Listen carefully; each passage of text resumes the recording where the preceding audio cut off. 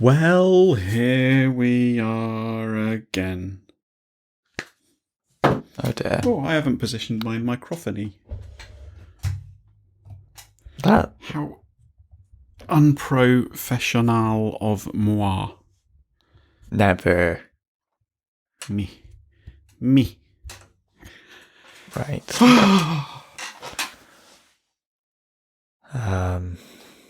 I need to get into Yeah, do it. gear. Well, why don't we open our beverages? We'll do that.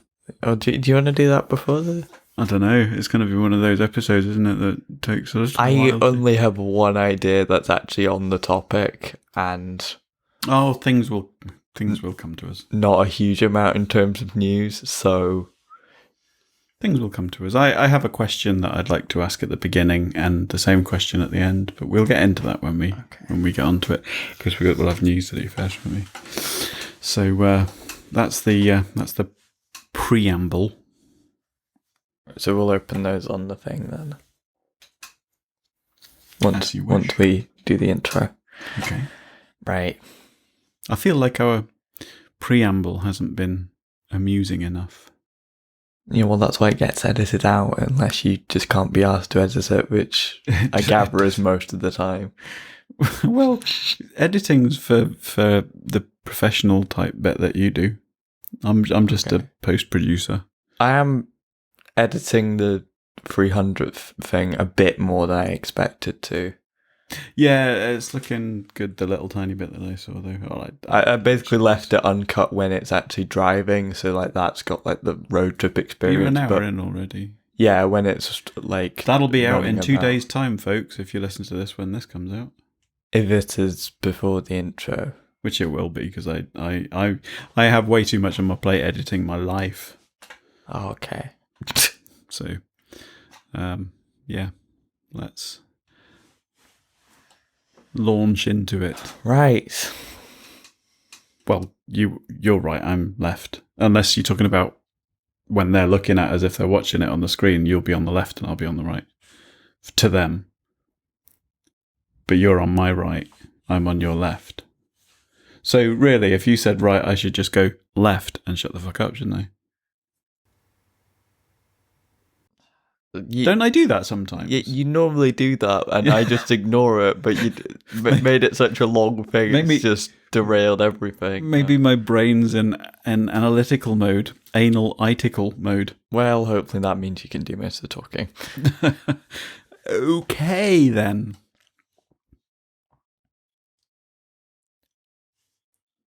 The obligatory, let's try and pull a straight face. No, I was trying to smile so I don't look fucking depressed. Like the sad bitch I am. Put on a happy face. Kim. Come on, this makes us happy. Yeah, sure, fine. When we get into it, I just don't have a lot of energy right now, and it's hot in this room. It is, but I can drive the podcast this week. Yeah, you seem to have some more positivity this week, so yeah, things are changing in my brain. Cool. Hello. Not enough for me not to interrupt you though. Fucking hell. See that's normally what gets me kicked into gear. Just sheer hatred of you. I am fueled by spite. I evoke hatred, do I? I do everything out of spite, so, you know. Okay. This whole channel is out of spite. Yeah. For anyone in particular? There are people that said that videos would be shit or whatever, I don't know. Wow. You. Cockwombles. Me? Why me? People in government. People in government. Oh, fuck them. What's that? Oh, the other camera. Yeah. It happens every fucking time, and you're just like, it's just what's a mysterious noise? It's the Wi-Fi going to sleep on that one. To be reawoken at a later time. Probably in about an hour and a quarter, maybe. Do you want to so I can try and do the overlap instead of missing some of the video. Do you want to let me do the intro? Shall I? All right then. You won't, but I will.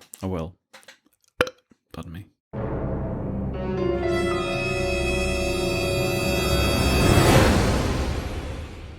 Hello, Internet. I'm Firebolt.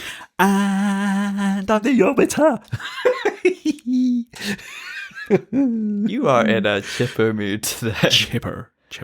And Our chipper is open again now. You know. welcome, if you haven't been here before, to Breaking Bollocks. That's what Scottish people call their fish and chip shops. Breaking Bollocks. No, chippers. Because they don't call them that. I noticed this while editing, whilst mostly just listening to the conversation in our We're having two different conversations. Yeah. They do make sense, though. We just basically talk to ourselves. You for got to half the remember, time. I grew up. I didn't actually grow up. But part of my, I was around in the birth of the World Wide Web when we used to have. I had cable TV was kind of my first experience of the internet, and there was this kind of online sort of game type thing that you did through your TV. You could do it online as well. It was called Leisure District, but it was like a chat room. It was like there were games and interesting. You could send messages, and it was all like cartoony based, kind of like a virtual world, but a bit shit. You know, for just like one step further than sort of CFAX, that sort of thing.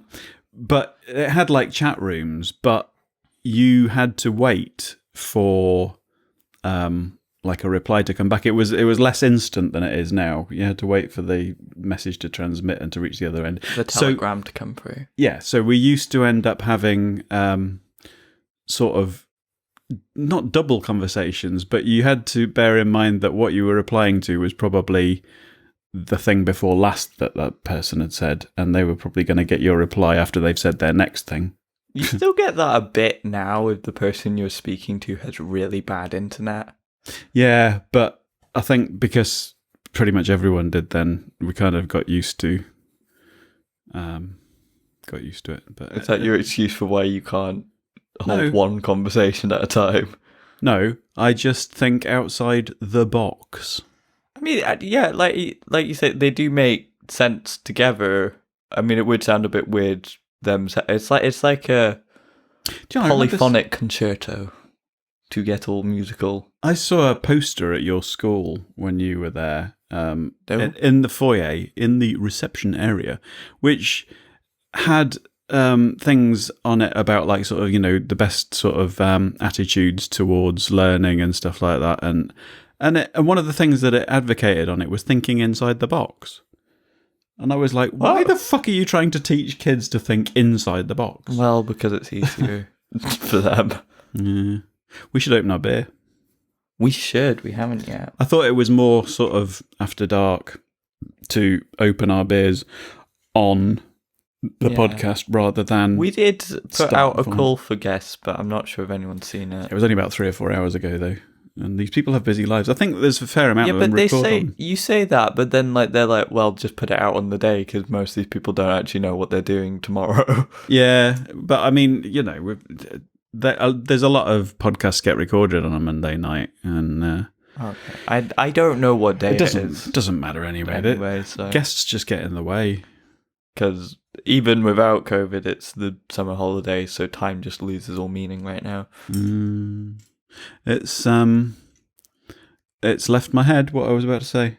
Anyway, before I open the beer, which is Menabrea today from Italy. Is it Menabrea? Or is it Menabrea? Or is it Menabra? Well, it's Italian, so it's Menabrea.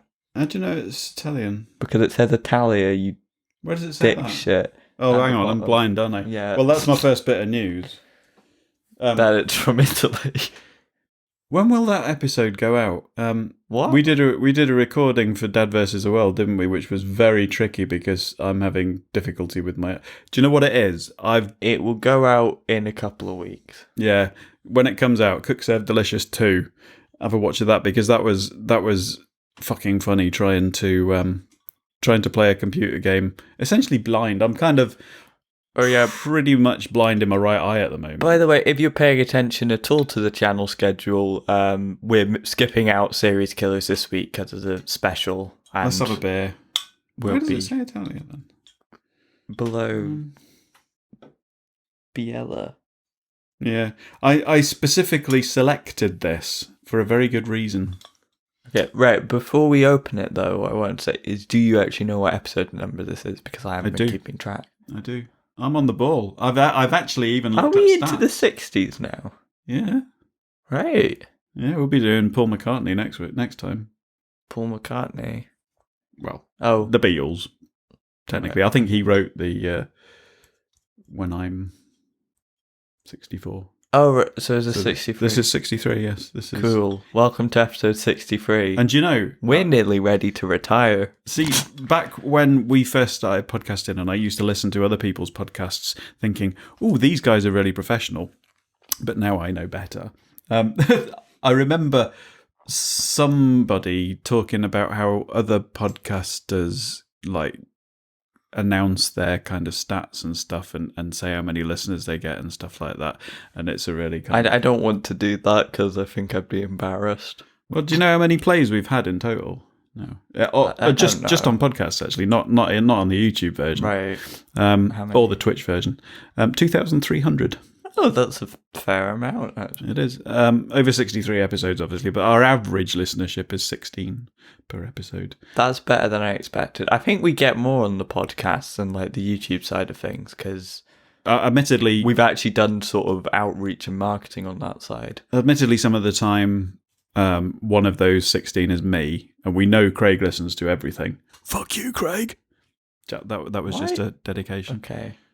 By the way, I mean, this is going way back in the conversation because we went off on something else, but can we open our beds? I wanted to say, if you're listening to this in the future, retiring was something people used to do when they hit 65, but the retirement age now is probably like after your death, if you even die in the future. I've had a private pension fund set up for quite a while, which I just put like a small amount into, but obviously I'll be adding a large amount to it when I become a teacher. But yeah, that's set to kick in when I turn 70.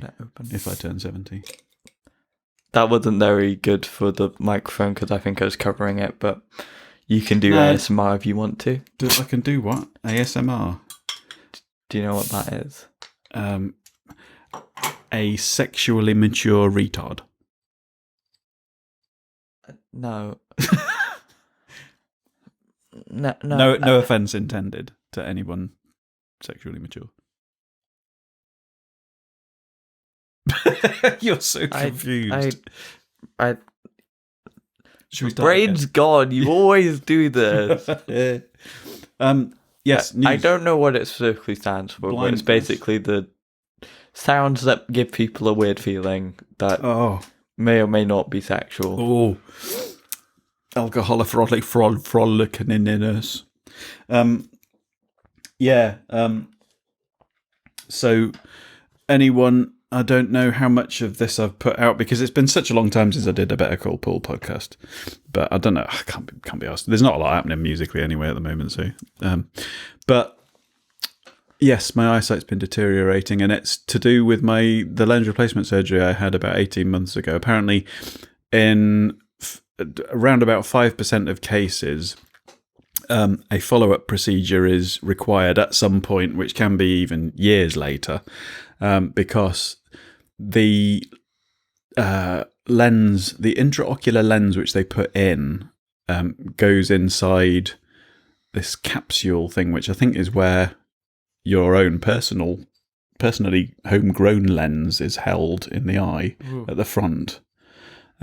They kind of slit the bottom of that capsule and suck out your own lens and then put this replacement one in. But it's supposed to then shrink back almost like cling film over time to sort of hold it nice and firmly. But in about 5% of cases, it doesn't shrink fully back. So you get like a build-up of something. Kind of what's it called? Some kind of opacity. But what I need, I think, because I've got a consultation coming up for it, is a YAG posterior capsulotomy. Okay. Which is basically where they get a laser and they just Well, no, what it is, they cut a hole in the back of the capsule behind the lens so that the light can get through because it's all clouded over, it's all opaque. So, Right. Um, Okay. So that's and I'm going to get that done. Hopefully on the NHS, but I'm getting it done before I go to uni in September, no matter what, because I'm going to... At the moment, I can't drive at night in the dark, because if anything comes the other way, I mean, it's just dangerous, so it's not ideal. So Cool. Right. So I'll be getting my eyesight back, and then I'm going to whip your ass at Cook Said Delicious too. Although it is a cooperative, so that might be a little difficult. I can't remember. There might be verses on it. I forget a lot of the people that listen to this aren't actually into, I don't know, probably not into gaming. They're probably listening to us for the wisdom of our banter and our witty ideas about life and the universe. Well, just because they thought it was a weird podcast name.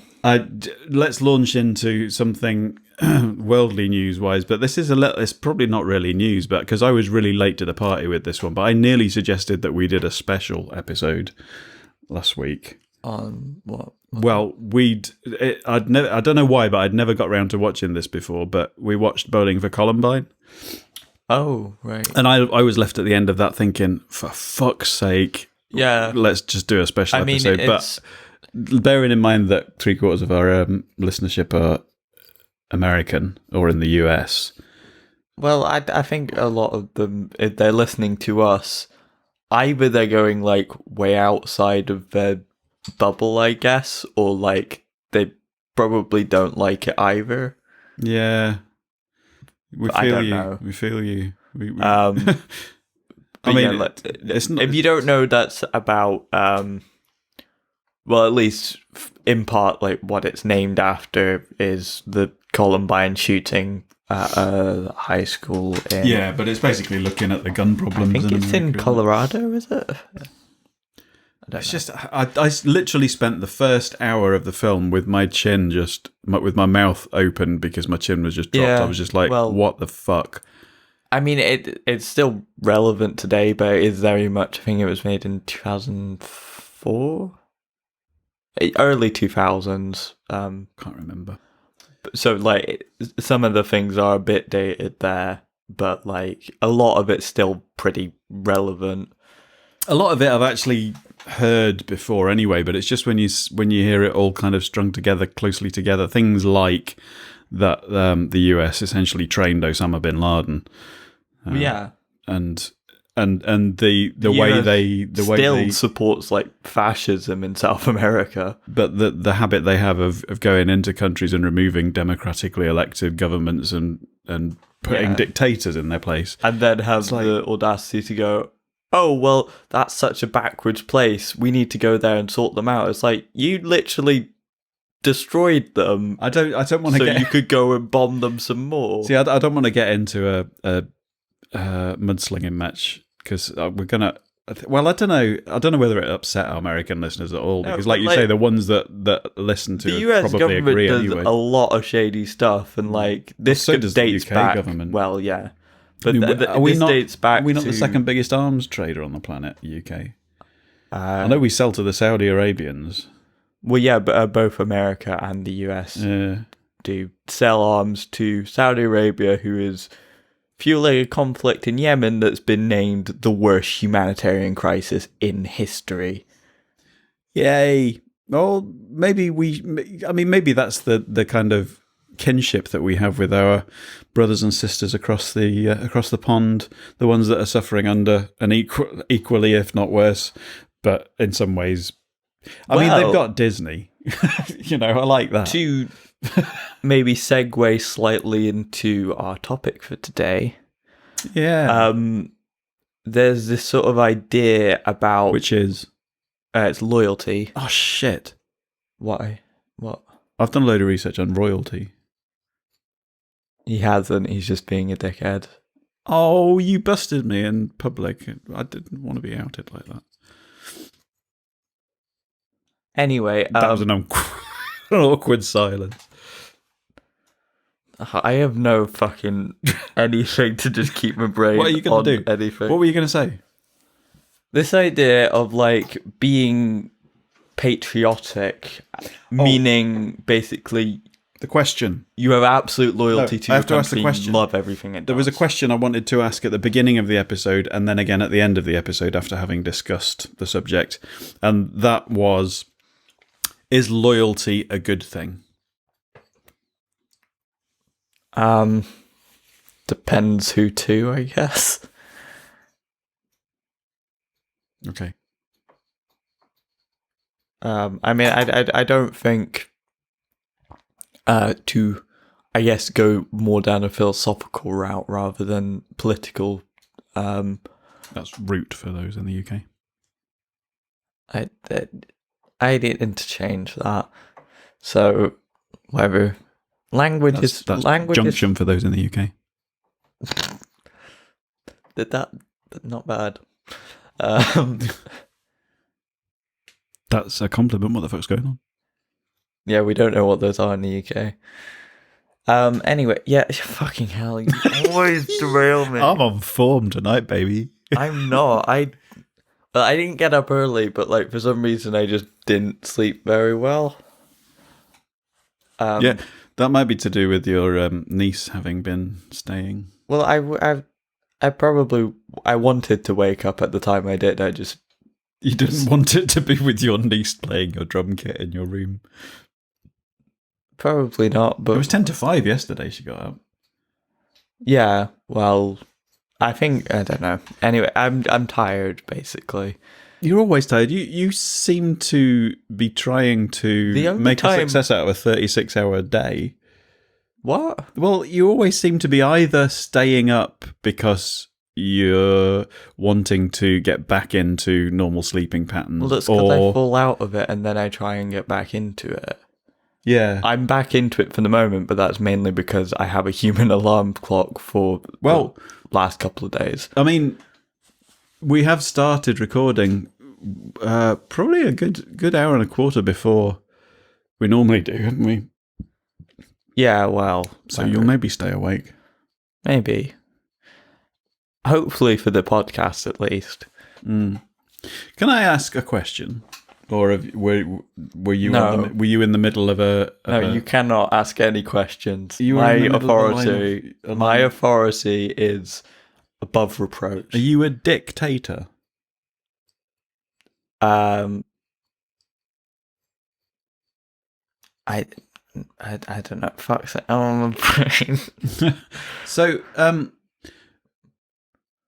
loyalty. What was your fucking question? Well, it was obviously there's different kinds of loyalty. You've got like sort of the loyalty for a state or an ideal, but family loyalty, right? Yeah. What are they for you? Do you think are the limits of that, and do you think there's any? Oh, and what counts as loyalty? Because well, I guess it's sort of at a certain point. Yeah. For a family to be a family, like it does need to function in a certain way where like there's trust there.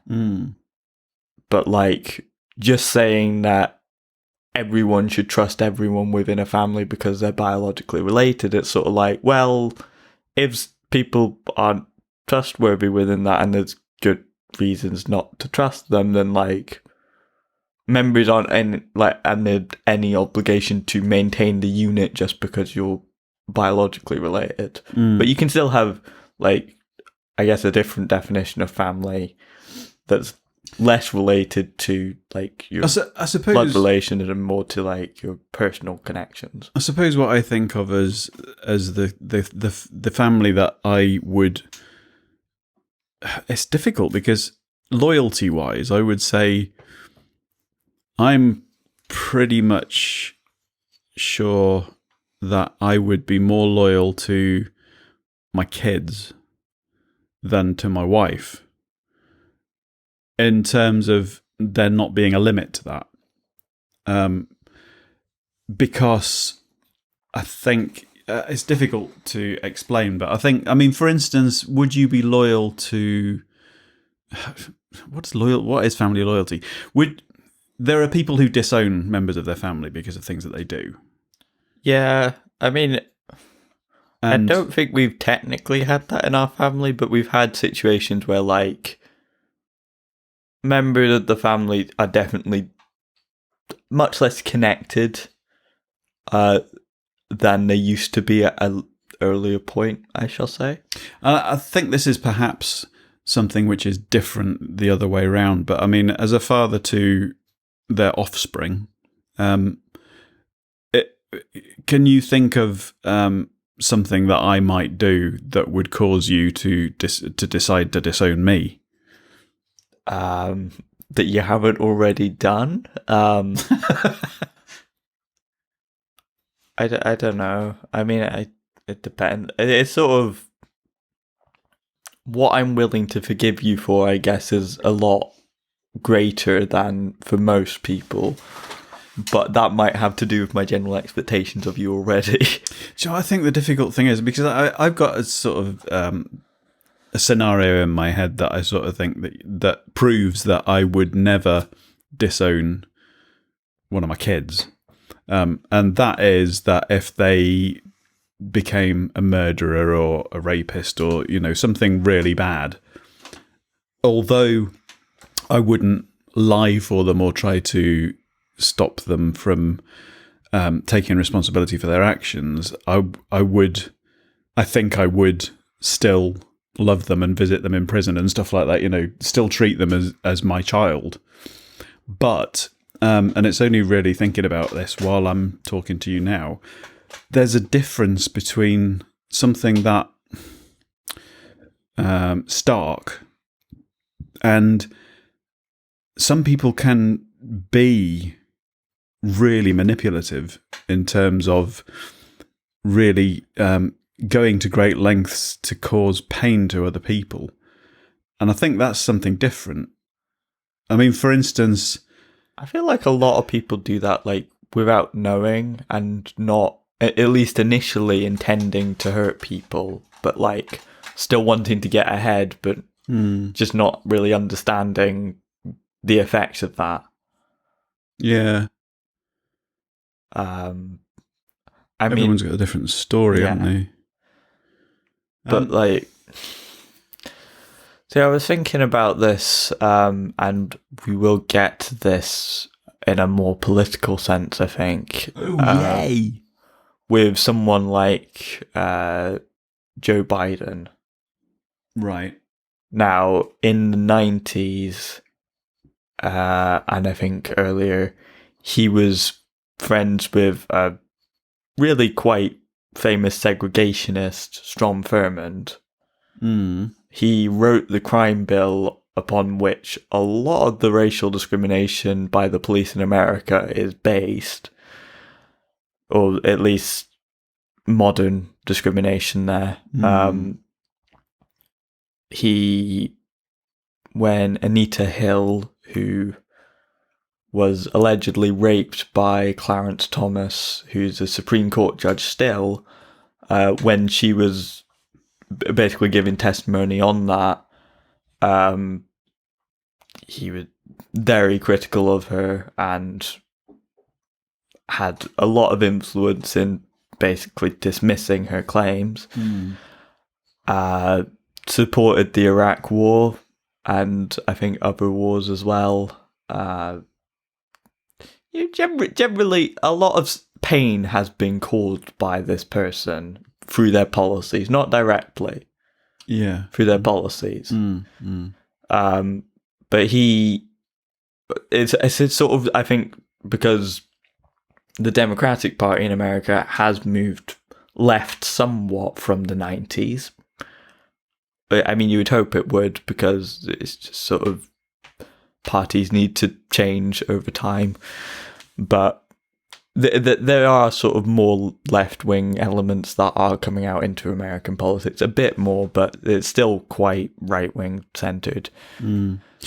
So he's sort of trying to appeal, I guess, more to people that do have doubts about him by sort of say, oh, well, those aren't part of my platform anymore. I may have done those things. This maybe ties into one area of loyalty that I was going to bring up, because I'm not sure I kind of understand it, but at the same time, I don't get it. It's patriotism.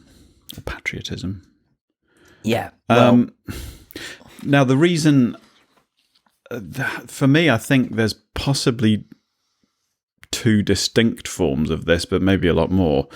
One is there are patriots or patriots. What is the British way of saying that? well, I think most people say patriotism. But you say patriotic. I say patriotic.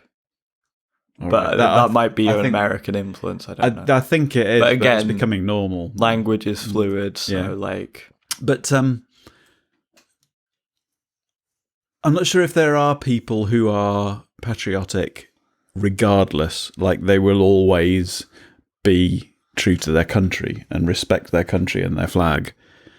And that's the that is its own reason. There's this weird thing that I just don't like. It just doesn't compute for me. This idea of respecting like a piece of cloth. Like, I get that it represents something that I'm really interested in. But the problem is, how do you define what being loyal to that is? Because a country can change beyond recognition. Now, are you being loyal if you go with that change and go with your country? It feels like... Or are you betraying your country's values by allowing a country to change? It feels like that's sort of very much in the vein of sort of, oh, I was just like taking orders sort of thing, kind of, but like on a national scale. But then I don't get it, because like the people that say that, and I think they are typically more right-wing. I am making a generalisation there, but generally this sort of idea of patriotism and turning that more into nationalism is a more right-wing idea. At least in like the Western political spectrum. But like, yeah, it's sort of, it's patriotic to... Sorry, there's things on Discord. It's patriotic to professionalism, like certain parts of the country, basically. But then, yeah, it gets very coded and a lot based on who they actually considered part of their country. But this is why the whole term of it doesn't make any sense to me, and I wonder whether or not you can apply the same thing to loyalty. Because are you technically being loyal to someone if you stand by them through something which is going to do them harm? Like, I mean, you could say that about your country. If you stand by your country as they descend into far right. Well, so like a lot of people, are you being patriotic, or are you? I've seen a lot of arguments from like Brexiteers saying, "Oh well, if you're not willing to get on board with Brexit because you disagree with it, then you're hurting the country. You're going to get us a bad deal." And it's like, well, Brexit's fundamentally a bad idea. But so any deal's a bad deal there. The most patriotic thing to do is stop this lunacy. Yeah, but that's what I mean. There's not a distinct way to define it. So how it almost seems as though it's a term that can be most effectively used as a weapon to. Well, yeah, it is basically to accuse somebody a of call not to being conform loyal to the status quo, I suppose. But people have different ideas of what that means. I mean, I suppose you can break it down into distinct events where you have to make a single choice between one thing and the other. And you can, I suppose you can define it then when you're being loyal to something or someone in particular.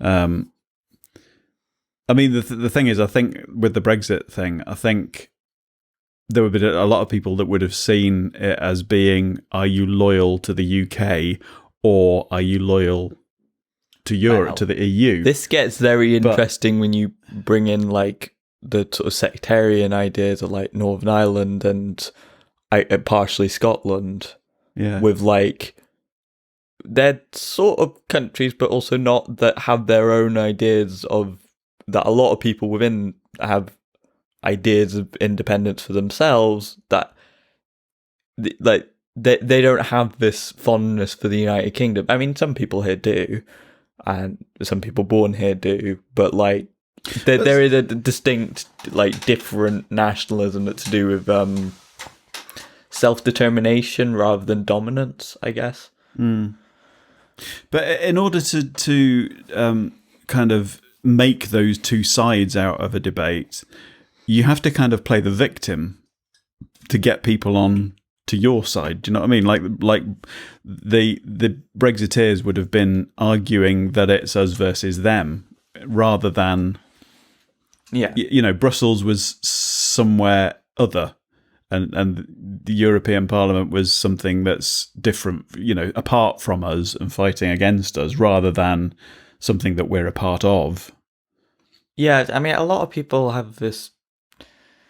I think a lot of people have this sort of idea of sort of unity with the rest of the country that I just don't get. But like, that's maybe, well, because I'm not used to really fitting in. So see, this could come up, and kind of is coming up a little bit at the moment, is the idea of whether or not Nicola Sturgeon will at any point find it necessary to close the border with England, if cases, because we're doing really well here with reducing the cases. I think there's four days in a row there's been no deaths. Oh, right, okay.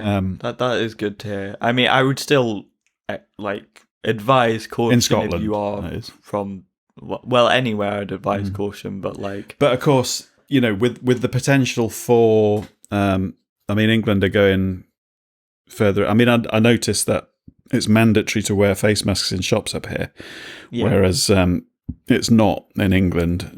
Michael Gove, Rubber Face himself, has said that he trusts people to use common sense. Yeah, I saw something with which him, seems like the most uncommon sense thing to say. Well, yeah, but like I saw something with him saying he's really not the best person to advertise not covering up your face. Yeah. Like, if anyone should be arguing for it, it's him. But, you know, the idea, I mean, she's saying, Nicola Sturgeon's saying that, you know, if it ever does come to the point where we have to restrict people coming to Scotland from England, it will not be a political decision. It'll be a health-based safety decision. But I mean, I get what she means. And, you know, Boris Johnson's response to that has been like that it's a shameful thing to even contemplate, because in actual fact there isn't a border between England and Scotland. Yeah, well, fucking Conservatives, and I mean, it's the Conservative and Unionist Party officially, which very much ties into like Northern Ireland and a lot of stuff there that like it's kind of still colonialism, maybe. That is interesting, actually, because the factions that we were talking about, one side is called loyalists, aren't they? But what are they loyal to? Well, it's meant to be that they're loyal to the Union, even though, like, the Union was... wasn't originally including the Unionists? I thought the loyalists were loyal to Ireland. I don't know. See, this is where loyalty gets confusing, because it's like, well, what are you being loyal to? And does loyalty to Ireland necessarily mean disloyalty to the Union? Well, I don't think it would be so much view loyalty you take, to... Again, that's putting one side against the other. You can't arguing that you can't be for Ireland and for the UK. Yeah, it's Ulster loyalism, which means like the Protestant sort of thing. Loyalty to Great Britain, essentially. I can't believe it all comes down to that. I mean, that's basically that's taking it back to Henry VIII, isn't it?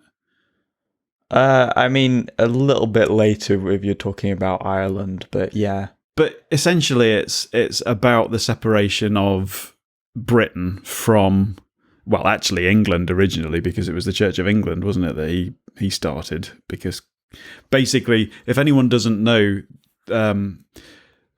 the Catholic Protestant thing, the Church of England was created by Henry VIII because the Pope wouldn't let him divorce his wife, who couldn't bear him a child, and it's sort of a son. Sorry, a branch of Protestantism, I guess. So he basically set up his own church, the Church of England, that allows divorce.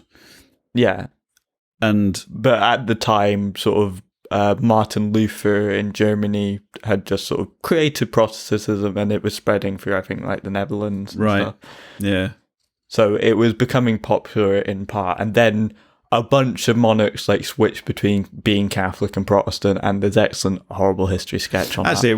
it would have been potentially quite interesting to have had Craig on to talk about this, because he's Catholic, isn't he? Yeah. Well, he's not what I would think of as a typical Catholic. I mean, usually they're riddled with guilt or.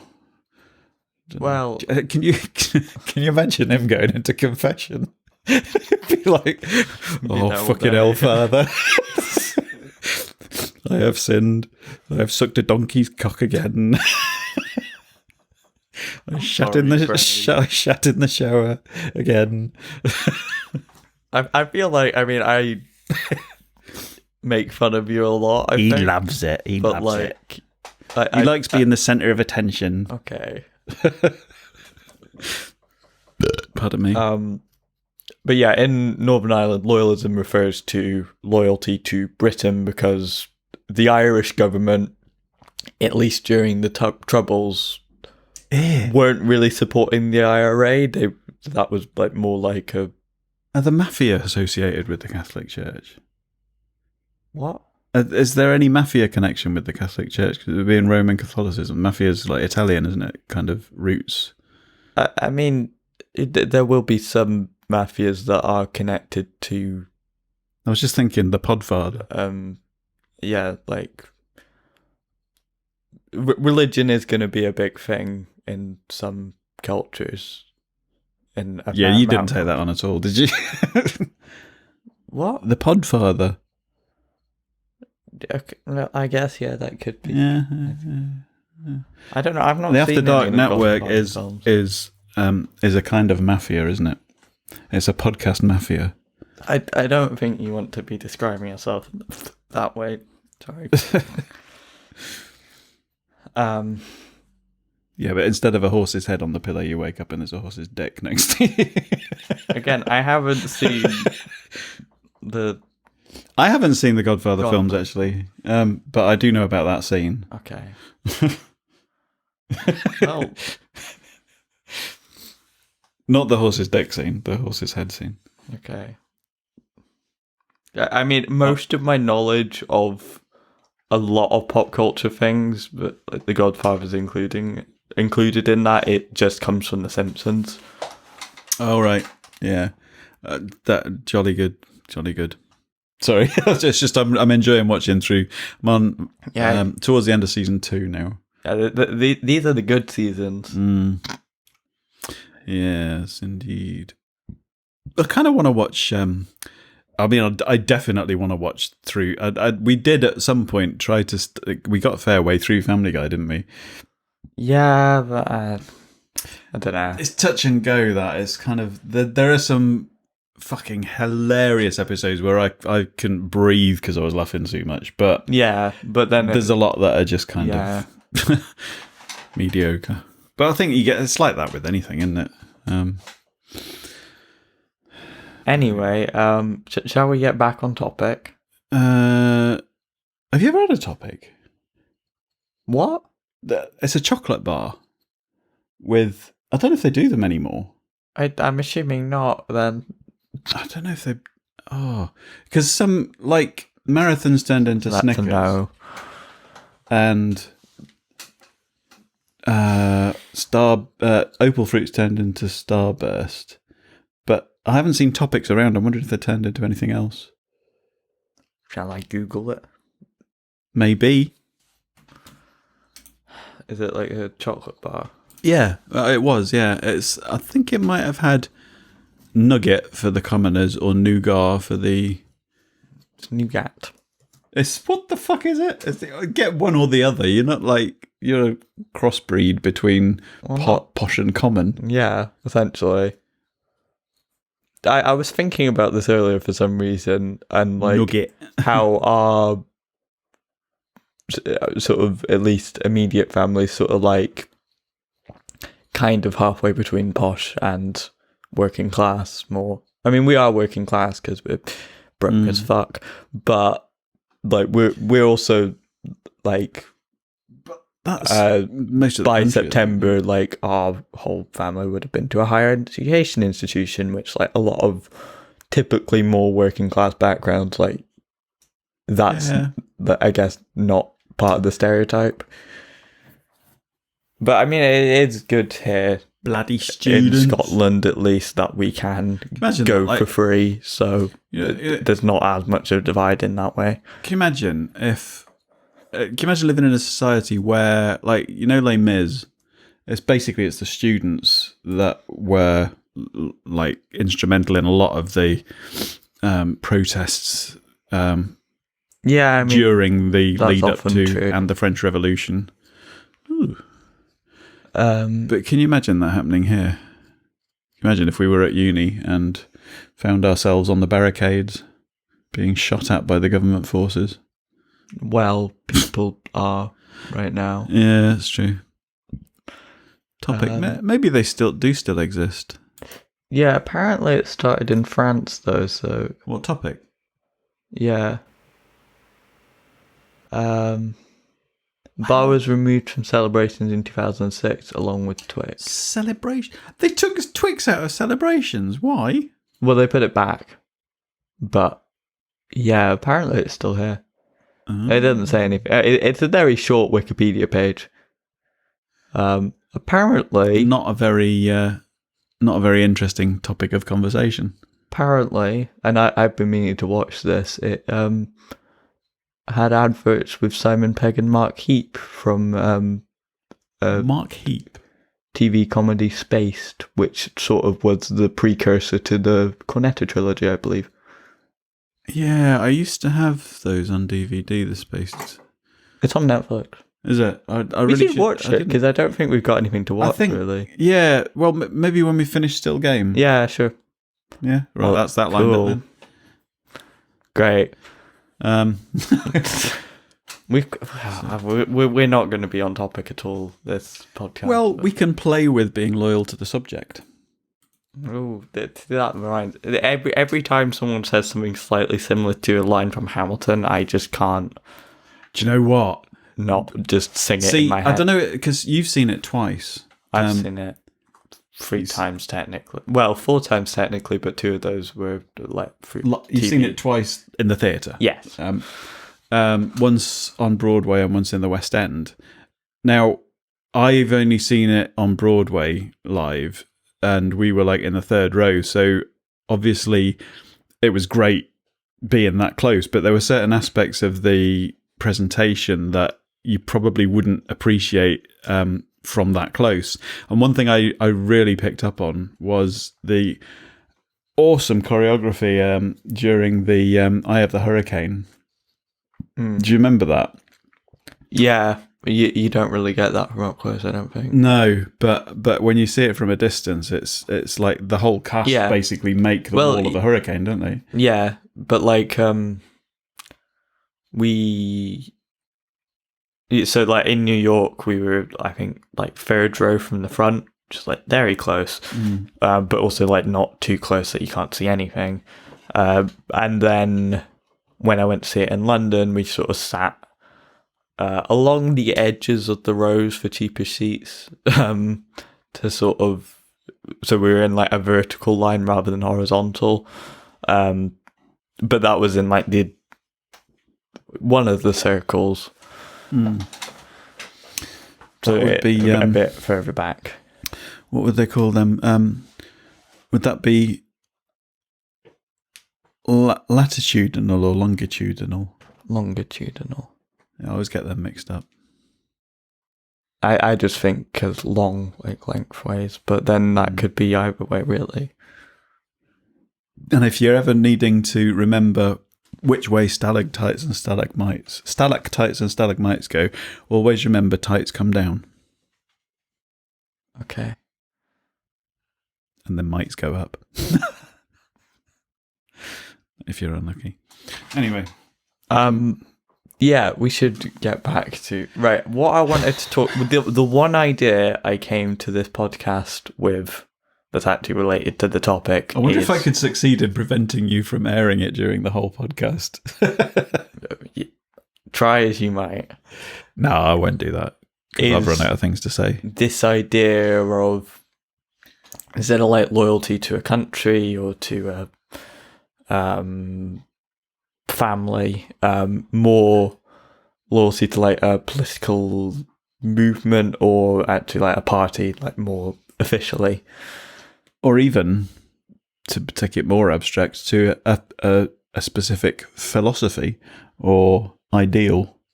Yeah, well, I guess that's sort of a bit broader because, like, say, the philosophy of Marxism incorporates a lot of different things that, like, there's not really this idea of, everyone has to have... I mean, you'll get some people that are, like, purely like, I think what Marx wrote has to be followed. This possibly links to the same thing about the limits of being loyal to a, like, patriotic, no matter what. As soon as you assign a philosophy to a party, you have the potential for it to become distorted from the original philosophy, because the party, like Marxism itself, is the ideal, but if you attach it to the Marxist party, that party can then change it and move away from the philosophy. I mean, I don't specifically know sort of what politics you follow, because I don't think you define yourself that much by that, but I'm surprised to hear you say Marxism is the ideal. Why? I don't know, it's just sort of because you used to be Lib Dem, so I just sort of see you and Mum as a bit more sort of towards liberal rather than social. But I guess actually, Lib Dem in the past was probably the most left-wing party that could actually have a chance. Toying with my philosophical or political beliefs, if you like, recently, especially when it comes down to the idea of freedom, and a lot of people using it as a right to bear arms or to not have to wear a face mask in any given situation, or to have the right to criticize other people for, the freedom of speech thing. On the topic of that, yeah, and I want to address this because it's fucking stupid. Are you aware of what's been going on with J.K. Rowling recently? Yes, I am. Yes. Poor deluded woman. Long and short of it, she's been vaguely hinting at being transphobic for like a few years now. But more recently, she wrote like a whole article on it that like confirmed what a lot of people suspected for a long time. I mean, I don't agree with where she's coming from, but I understand where she's coming from. But I'm disappointed that she can't see beyond that.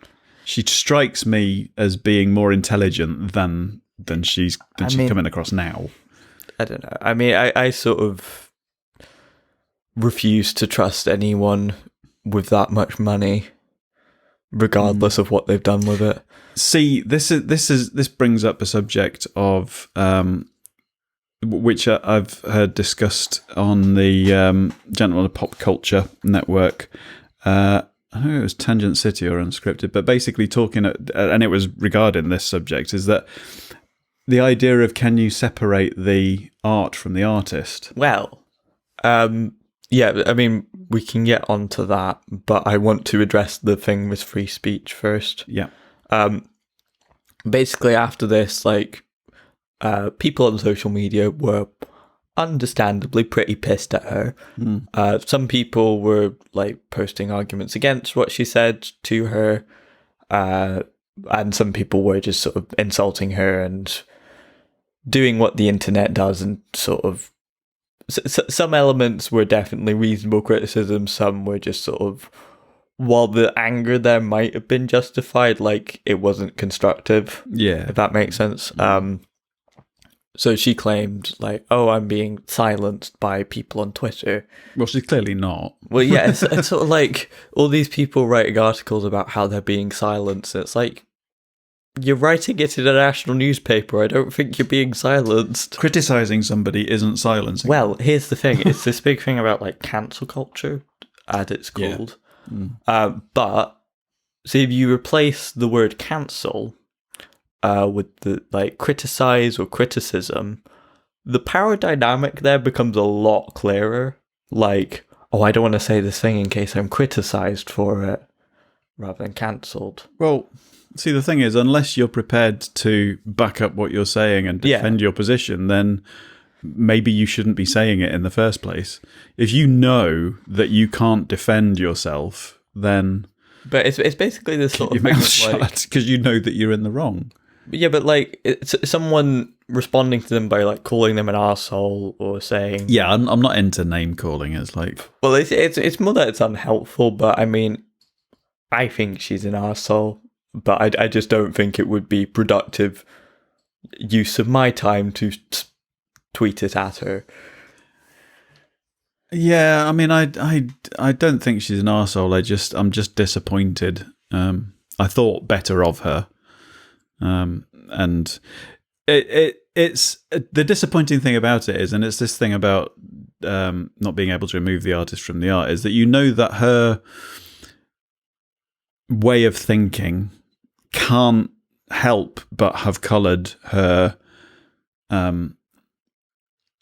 writing. Yeah, so there are some things where, like, the artist could have done something horrible, but, like, it hasn't really affected the actual work there. But, like, what she's done is express an ideology which is present, at least in some part, in her works, while, like, not a lot of the more problematic parts are, like, I'm not an said expert out loud. On Harry Potter. I couldn't off the, on the spur of the moment come up with an example of. I mean, a lot of people have used examples like the goblins in it are, like, just a list of anti-Semitic tropes, and the only Irish character blows up all the time. The main Asian character that's in it is Cho Chang, which is a very lazy name, but, like, that's not, like, specifically necessarily racist, it's just lazy. Yeah. That's what I mean. It's there's nothing, like, horrifically unacceptable. It's just that you kind of, now that you know, more inherent parts to, like, the actual story there, like the fact that people are sorted into houses at the start of Hogwarts, and then, like, that affects everything thereafter, like their politics, their friends, their whole personality. It's a class system, isn't it? Well, yeah, essentially. But, like, I think a lot of people are specifically disappointed because a lot of people looked at those works as sort of an escape for where the good guys were the people that didn't really fit in and were being excluded. So to see someone, and a lot of LGBT people have found solace in these works. Yeah. I mean, I don't really see it as really meaning much because it was after the fact, but, like, I guess some people liked that, like, afterwards she said, oh, Dumbledore's gay, and I think she said something about... But why... Pardon me. Why even bring that up? Well, that's sort of the thing. It's sort of like, well, only really, like... It feels like, to me at least, I mean, I don't obviously know anyone's intentions, but, like, that's after the fact to get points for including gay people when they're not included in the story in basically any way. I mean, when I say why even bring that up, the reason that I say that is because sexuality isn't in any way a part of that story, as far as I can tell. Well, it is. There's a lot of romance that is not hinted at. Not for him. Not for Dumbledore, but I think that was why she felt like she could make that. Yeah, that's what I mean. It's like claim because like there wasn't because really there's no sexuality in his, or at least there's no explicit sexuality in the story regarding him. So she could make that. But it was sort of afterwards. I think she gets like a say in the stories of the Fantastic Beasts films. The second of which heavily features Dumbledore with his sort of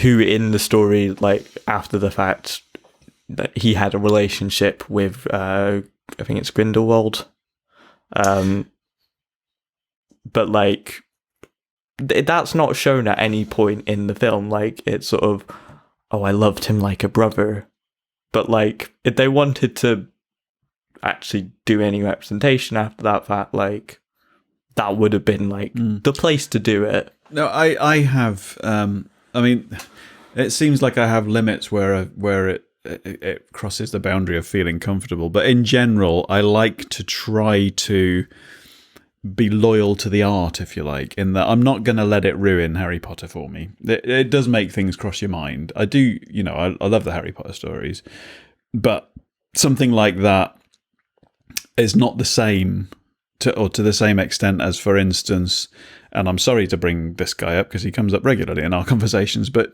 you cannot enjoy the song "The Leader of the Gang" like in any way, shape, or form the way that I used to be able to enjoy it. Who's that by? Gary Glitter. Okay, I mean that is a very different kind of but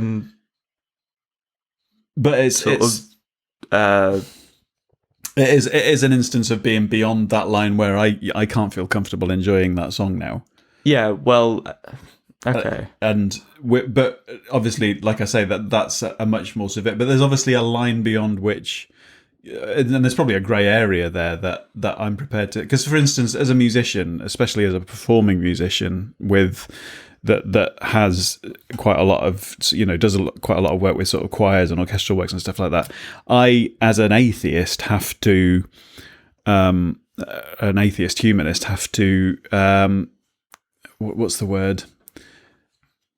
Have to find a way to feel comfortable performing sacred works. Like pretty much every year, I have to play the Messiah at Christmas, and I find myself having to play Christmas carols, right? Where you have to detach from the meaning that the art was intended for in order to.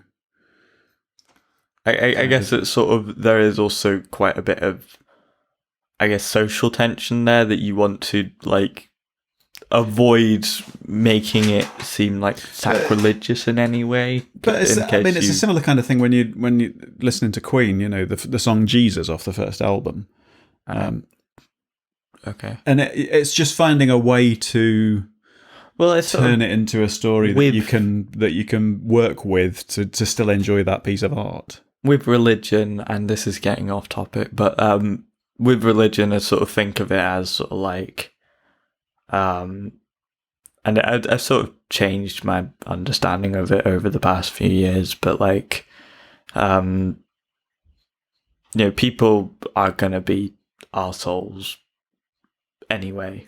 Like, yeah, people don't need that religious excuse. It's just sort of, there's a vast spectrum of how people. It's a way to help other people get to your ideas, essentially. Like there's been there's a big Christian socialist movement. Like I think Martin Luther King would have been probably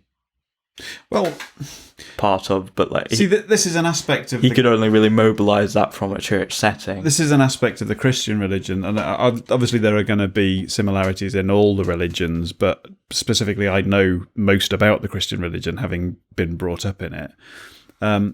That probably the most striking part of the whole faith, if you like, is based around obviously Jesus, whose main kind of technique was to tell what are called parables. So basically, he told stories to illustrate points that he was trying to make.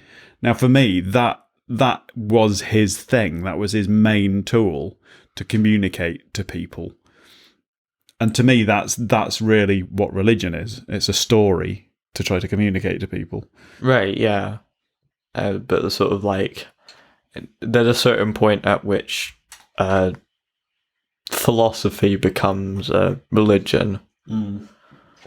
And once people get into the realm of seeing it as absolute truth, yeah, you've got. But it's sort of with problems. Religion, I sort of think of it as like, yeah, it's not for me, but like if you're going to use it to excuse any hate, like you can fuck off. But at the same time, I don't care if you're an atheist, like if you're fascist or excuse war crimes or anything that I deem to just be generally dickish, like you can fuck off too. Like I'm not gonna defend Stalin because he was apparently an atheist. At the same time, I wouldn't expect any Christians to defend Hitler. Pardon me.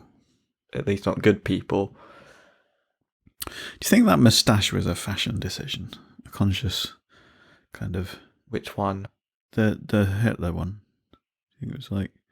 I don't know.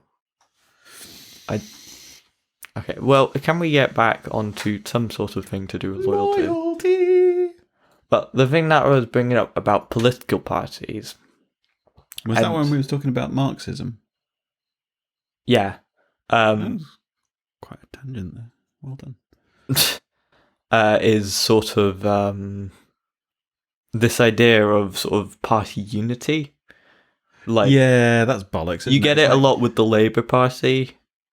You don't tend to get it a lot with the Conservatives, though, from what I've seen. But like, there's a lot of different factions within the Conservatives in the UK, and like, because they have a majority, like they don't have to try and go for unity. Do you think? I don't know how related this is, but do you think like you get? See, this was one thing I was going to bring up was spies. Talking about loyalty. Okay. Like, I've watched quite a few different sort of Netflix series and TV shows, movies, and what have you regarding spies, and you get like double agents and stuff. It's like how once you get into that world of working for one side and pretending to work for the other, and it must be so difficult not just to decide which side you're actually on, but to remember what the fuck's going on with your head. Do you know what I mean? Yeah, like what you believe. Because we're not naive enough to think that it's an old sort of Star Wars New Hope kind of philosophy that there's good guys and bad guys. There's bad guys on all sides. So yeah, well, and one of the series that me and Mum watched is Homeland, and okay, so the people that's primarily about are working in the US security services, but actually there are times when that becomes more about working for peace, and it's not working for one side or the other. They're playing and it's not clear either to one side or the other whether or not they're working for the other side, whereas in actual fact they're not actually working for either side, they're working for peace.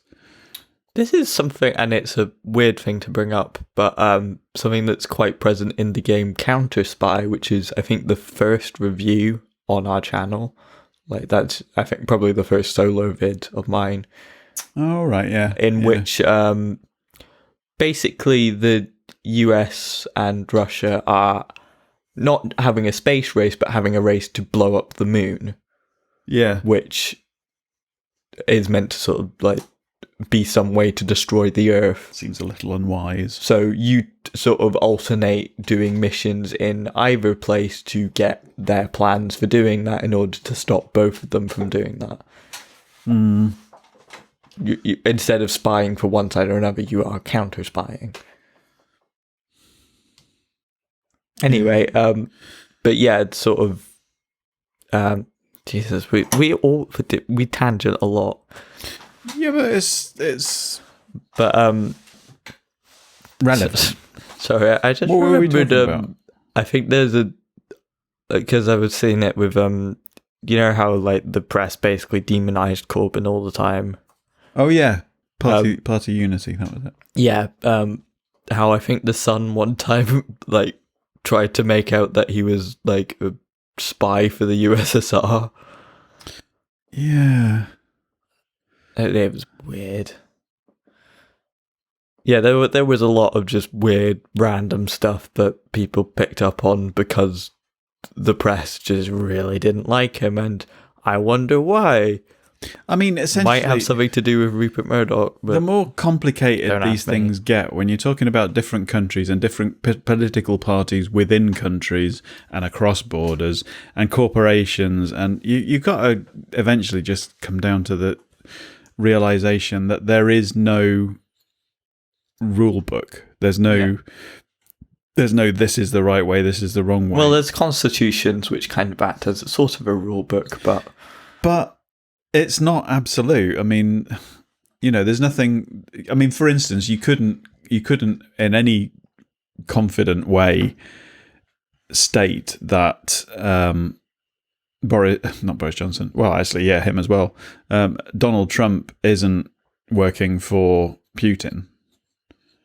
Well, it's sort of in that situation. It's sort of, I don't think necessarily directly for Putin, but like he's probably doing some stuff that Putin's happy's happening, or like it's sort of from the way it looked with like the whole collusion thing, which from the looks of the Mueller report happened. How much you've been following that, but there was the vote's gone through, hasn't it? I think in Russia for him to extend his presidency for a potential 25 more years. Yeah, I mean he's basically run Russia since the Cold War, apart from a brief bit with Yeltsin. Well, I was thinking Gorbachev, but he was kind of instrumental in kind of bringing about the end of the Cold War, wasn't he? Although the Cold War's still kind of going on, yeah, but like it's just officially that with the USSR, like it's ended. It's just all bollocks. I mean, like who's loyal to the people?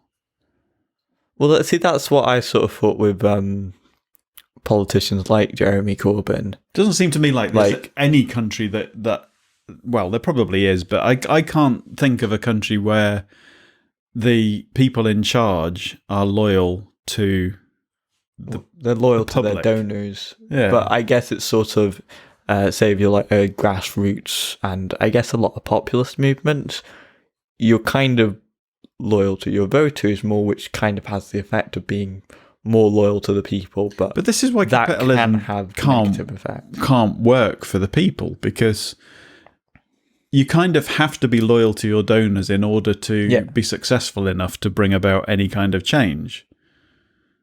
But you don't have the freedom to do that if you have to be loyal to your donors. But I mean, I saw this a lot with the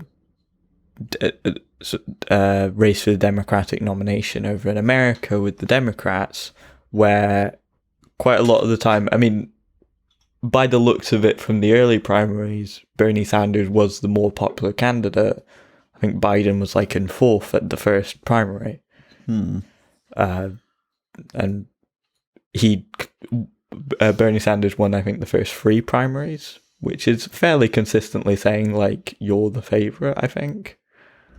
But then because there was a primary in a southern state, which is typically more conservative, Biden won that, and because the media like really don't like Bernie Sanders, like capitalized on that, and then after that point, like things started changing in terms of like who people preferred, because it's this sort of idea of electability is used quite a lot to bring people to a certain position, which is sort of particularly for big tent parties like the Democratic Party, it's sort of has this idea of there's a sort of establishment set in the middle, but that's presented as neutral, even though it definitely occupies some position. Yeah. Because if you going in the center between like two extremes, like you have to take up some sort of position. And quite often in Western politics, like that's still definitively right wing. Do you know what? I mean, obviously we're sort of, unlike us, I know, but we're veering into political aspects of our subject.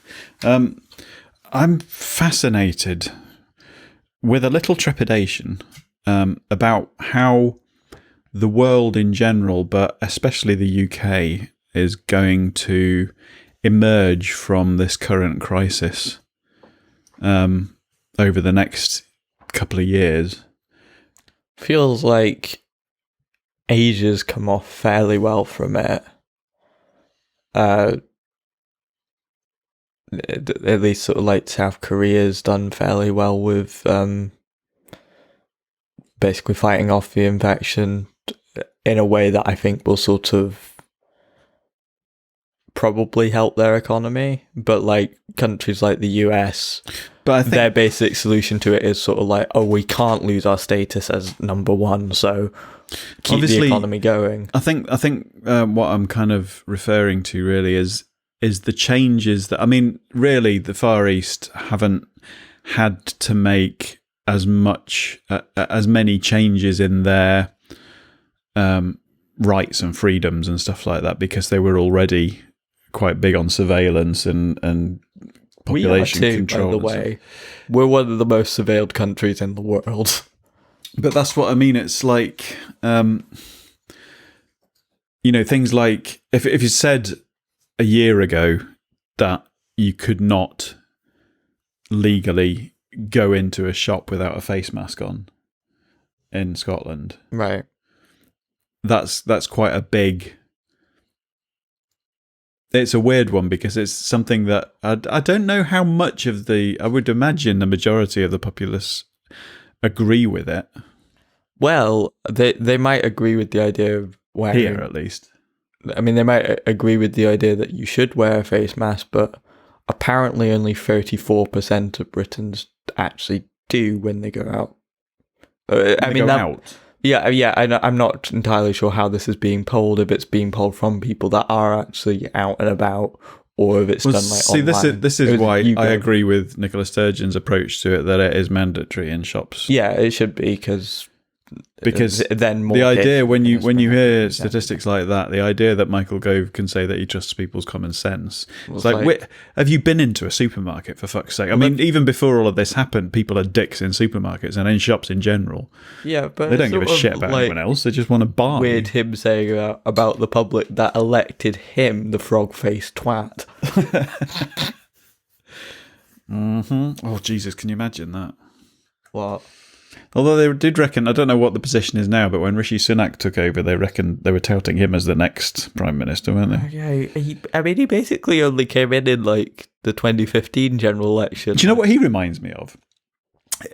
When I see him, he's very much a Tory David Miliband, is that his name? Well, there's two political... The one that looks like a sixth former.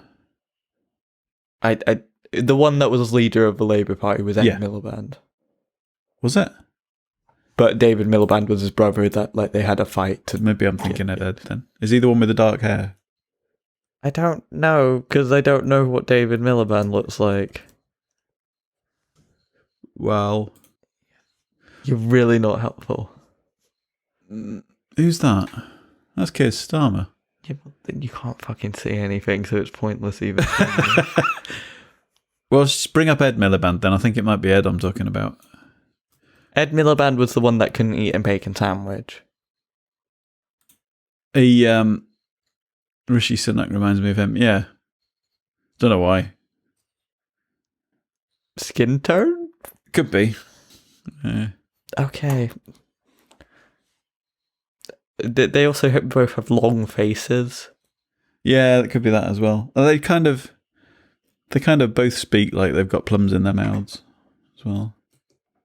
I mean, I don't know. I think most of the Conservative cabinet, aside from Rishi Sunak, have either been That was what I was going to say. disgraced or should be disgraced. See, when I started talking about spies, do you think that it's not inconceivable that a political party might put somebody into another political party to undermine that party? I don't think they need to, because like they seem to just fight on their own anyway. But like there was actually a story about this, and I don't think it was like spies from the Tories or whatever. I think it was just people within Labour that were unhappy with the direction that was going.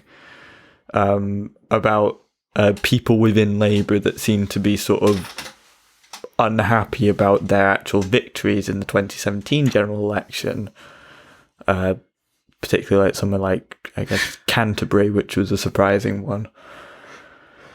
Are you bored? No, I'm just yawning. But like... That's a really good game, actually. What? I can't remember what it's called. You know where you're a fascist or a liberal? Secret Hitler? Yeah, Secret Hitler. That's a really good game. Okay. I don't know why that popped into my head. It was maybe... We were talking about British politics. Maybe. But yeah, there's this sort of... There was definitely people that were quite vocally unhappy about Corbyn for quite some time, but like claiming that was because they wanted him to be for unity, when like I mean I don't really know, because like I'm trying to work out if there could be any kind of amusing link between the fact that he was being accused of being anti-Semitic, and Jews don't eat pork, do they? Do they? Well, it's religious Jews aren't supposed to. Yeah. And the fact that David Cameron got accused of fucking a pig. Okay. Are you trying to set up a joke here? Yeah, but it's not working, is it? No. We can workshop it. Well, I was trying to, but it didn't work. Oh. Oh, Tutu. Oh dear. What are we going to talk about for another? We don't have to do 2 hours of podcast, you know. No, we don't. Is there anything you want to say apart from that you hate me? I don't. That's eloquent. Shut up.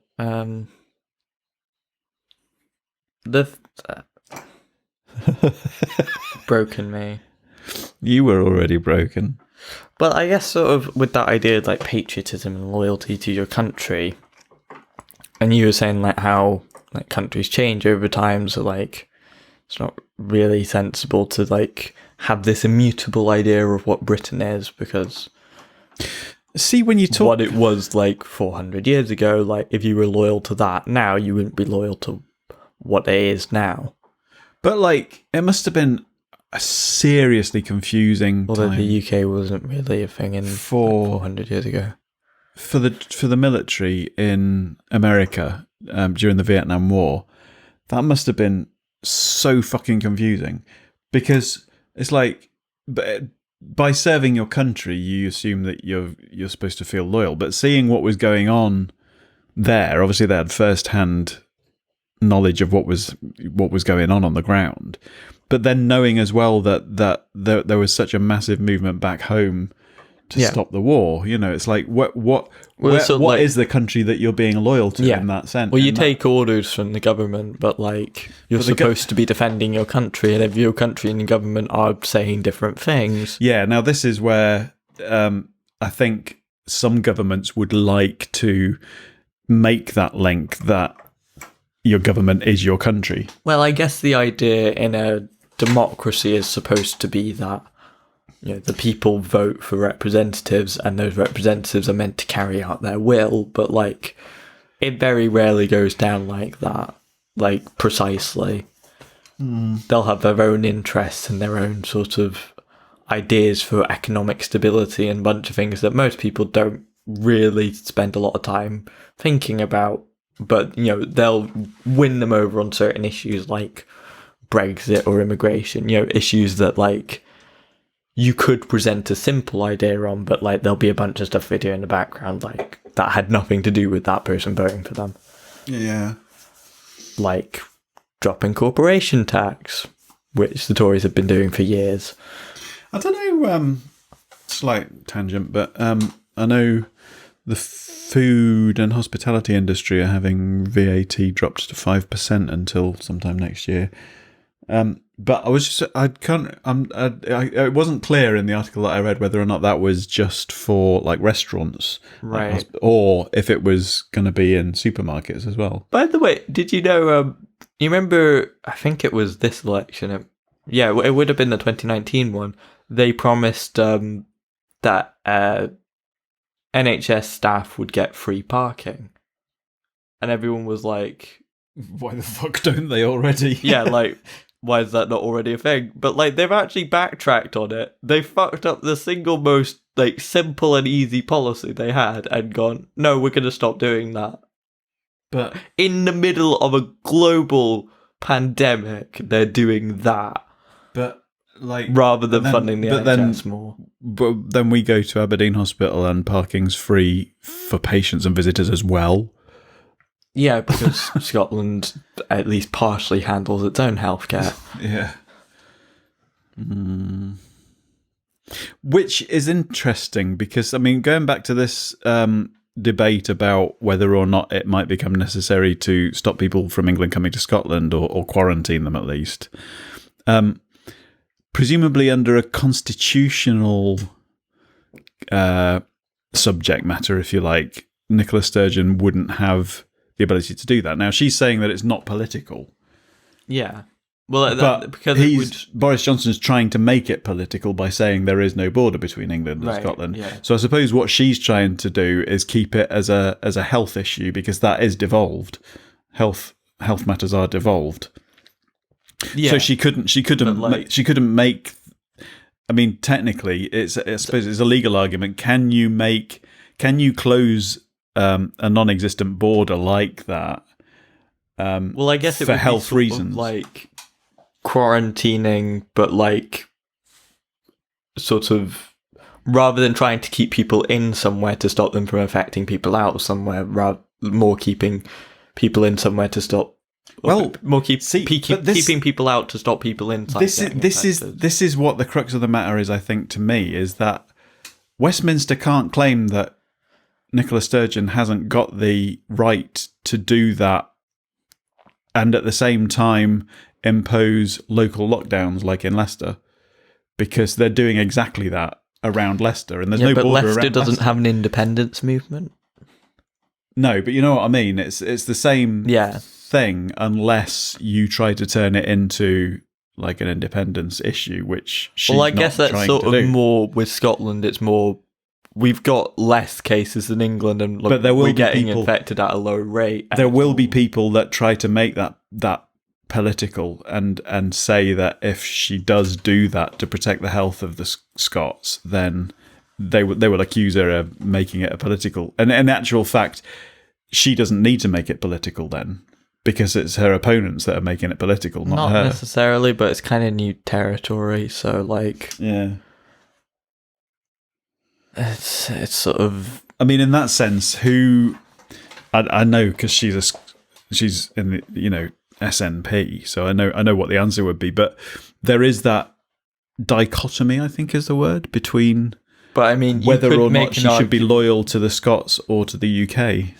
You can make an argument as like, even if she's not making it political, that's like to strengthen this idea of Scotland doing its own thing. Yeah. But like throughout this whole pandemic, like this is why pretty strongly been doing its own thing and doing it well. But nothing in even health issues. It can't not be political. Even though that might not be the main driving factor, everything that you do has a political implication to it. Even in terms of how you interact with your friends. there is politics. There's personal politics involved. Well, see, this is the thing with politics is, I guess a lot of people sort of see the idea of sort of party politics as different to just political ideas in general. Because, like, you could discuss political ideas without talking about political parties or, like, elections or government. Well, I think you'd kind of need to talk about government a little, but, like, you could discuss these ideas abstractly outside of that and define that as, like, oh, well, this isn't a discussion about politics, but it's a political discussion still.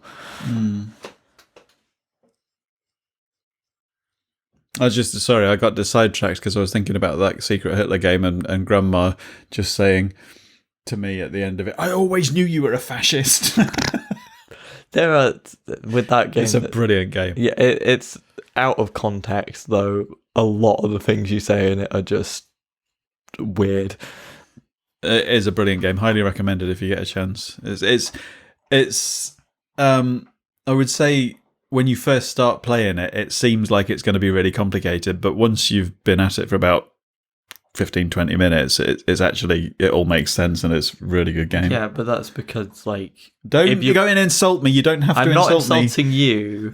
It's in a situation, and with that game, you need a fair amount of people. Yeah. You require everyone to understand it and not talk over you. Yeah, which at a family gathering... And not try and re-explain it, even though they don't fully understand it themselves. Yeah. Which is why you need a game master. A game master? A game master. Which I normally fill the role of because I like complex rules. Yeah, but the trouble is, you like reading out the rules and people just tune out. Thanks. Well, no, it's not your fault. It's just that rules on games tend to be quite dry. You know, it's the sort of thing that you kind of... It's really difficult to listen to somebody telling you the rules. Well, that bodes well for our game nights. But it's actually, I find it a lot more constructive to learn the rules as you're going along. As long as one person knows them, how to... Yeah, but then you sort of need to explain things like so that people can have a basic strategy. Yeah, I suppose. But that's when a game is always best second time round, isn't it? Because... Well, yeah. Which reminds me, we've got you've got another board game you got for your birthday, haven't you? Not board game. Is it a board game? I don't know. It's sort of one of those sort of. I think you do it with your phone, so like it probably wouldn't be good for a game night. Would or wouldn't? Wouldn't. No. But yeah, I'd want to play that sometime.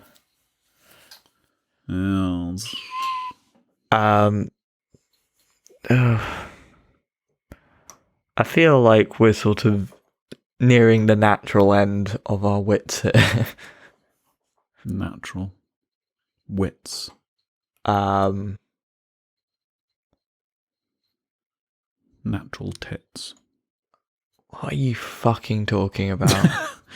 Right, on the non-announced boobies. On the topic of like following orders and like being loyal in that sort of way, do you think that soldiers that were ordered to commit war crimes should be held responsible for those war crimes? That's a difficult one, isn't it? Because just as an aside, if you haven't seen it, watch a film called The Reader, because it relates to pretty much exactly that. Because sometimes a decision isn't necessarily... For instance, if you refuse to follow that order, and you will be court-martialed and shot. Well, and at that point, there's like for soldiers, especially during the First World War, but like, I guess also during the Second World War, I think after that point, most people, I think most countries got rid of that idea of desertion is a defense that an offense that can be punished by death. Yeah. Well, then in that case, no, I don't think it should be an allowable defense. But then the other thing is, yeah, if you're talking about actually killing people, then no, it shouldn't be a defense for that, for atrocities like that. But there are grey areas in terms of, I mean, it's probably more obvious what I'm talking about if you do take a situation where you would be shot if you didn't follow orders, because you might find yourself in a position where you can offer help to people who are being treated unfairly by being inside the system. Yeah. Do you know what I mean? Not like a spy, but by helping a prisoner somehow, like from the inside. Oscar Schindler. Yeah. I mean, you would think from Schindler's outward appearance during a lot of what was happening in the Schindler's List film, he would appear to have been supporting the Nazis. Right. Or at least not to be opposing them, But it's sort of doing that could get you killed then. Yeah. And he walked a very fine line. Brilliant film, another one well worth watching. But it's sort of, I guess, the defense that I'm talking about is actually named the Nuremberg defense after the Nuremberg trials that happened after the Second World War, in which I think a lot of the people that were getting charged were like the scientists that sort of orchestrated the methods of like torture and like worked for the Nazi government. But like, by the way, a lot of those people copied off of the Americans' homework. Some of this is what a lot of people have had problems with regarding the Northern Ireland situation, because part of the Good Friday Agreement involved people who had been involved in terrorist bombings when the IRA were active, had been pardoned as part of the Good Friday Agreement to bring about peace. Yeah, because I think it was sort of like, well, there were also acts of terrorism on but then the other side, so like... Well, yeah, but the thing is it then fair that some of the soldiers who were on, working for the UK military have been punished for their part in it? I mean, at that point, it's sort of like, I don't know enough about the specifics there, so I don't want to say anything because I know shit all. Yeah. And I think the wisest thing for me to do is sort of go, sort of for people that actually have a clue what's going on there to decide. Yeah. It's how I sort of used to look at sort of Israel-Palestine. But again, that's another slightly difficult one, because a lot of the people who know what's going on or claim to know what's going on would have been involved, or at least have some kind of bias one way or the other, and that's why they know what was going on. Well, yeah, I mean, everyone's going to have a bias, though. Yeah. So like a neutral observer, more maybe a political student or a historical student that But I mean, sort of just basically, there are a few things I know about sort of the whole Northern Ireland thing. Quite an important one being is that in the referendum to actually like make those 6 counties join the UK separate from the rest of Ireland, that only 1% of Catholics actually voted in it. Oh, right, okay. So it still feels sort of like, was that really a democratic decision then? Well, that's is that a similar kind of thing to the fact that Sinn Féin never take their seats in Parliament? I mean, quite possibly, because they don't recognise the centralisation of that democracy. I mean, you might say like, oh well, why didn't they just vote? Because then, if they wanted to, they could go against that. But then it's sort of like, if they vote in that, then they're legitimizing something. Yeah, Like if they lose, then they don't have that defense as well, I guess, if you're looking at it more cynically. Yeah. Anyway, is there anything else we need to talk about with loyalty? Not specifically with loyalty, but I want to revisit that whole free speech thing with J.K. Rowling. The thing that I was sort of mentioning it based on was, along with a bunch of other like writers and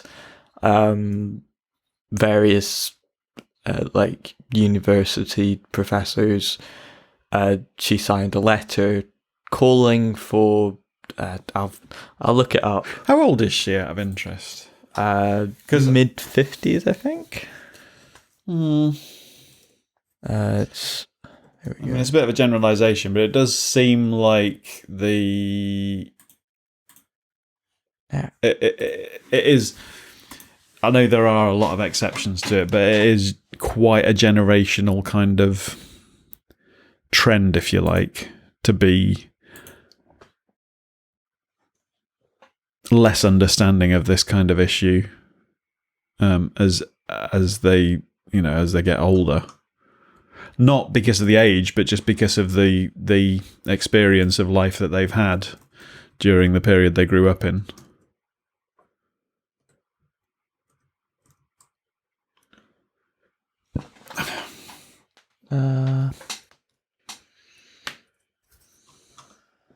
Need to find it. It is a difficult one, isn't it, free speech, because there is the potential to cause damage and incite, well, all sorts, really. Sorry, I just find it funny here. The New York Times, free speech is killing us. Okay. What is it? Hang on, I had it. This has always been an argument, though. I mean, as long as I can remember, freedom of speech has been something that's been brought up. Okay. Yeah, I'll find it here. We're looking at the letter on justice and open debate. Yeah, in Harper's Magazine, previously, like I found out about this because story in the Evening Standard, J.K. Rowling joins 150 high-profile figures warning of intolerant climate for free speech, alongside other notable people including Margaret Atwood and Salman Rushdie. But I mean, it's interesting that they're talking about intolerance. Well, yeah, that's the thing. It's sort of like, and this letter is intentionally very vague on what they're actually talking about by people being silenced. Like, it doesn't actually reference any specific examples of people being silenced. It will give examples of the sort of thing they mean, but doesn't give the specific examples, because if you had the specific examples, you could see, like, there might be a justified reason for that. So they make it quite vague. It's sort of like, well, unless you're... I love that. Sorry, I'm just reading a bit of that, and I remember that you've got the drumpfinator on your brow. Oh, yeah, because apparently, because Donald Trump's family probably immigrated from the Netherlands to America, and their surname used to be Drumpf, but they changed it to Trump to sound less Dutch, I guess.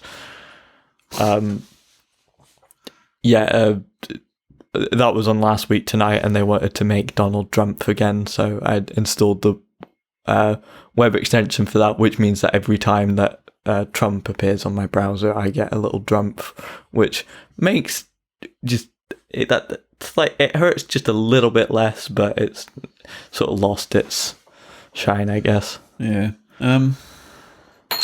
Okay. I mean, I'll read the first paragraph, but not the whole thing. Right. Our cultural institutions are facing a moment of trial. Powerful protests for racial and social justice are leading to overdue demands for police reform, along with wider calls for greater equality and inclusion across our society, not least in higher education, journalism, philanthropy, and the arts.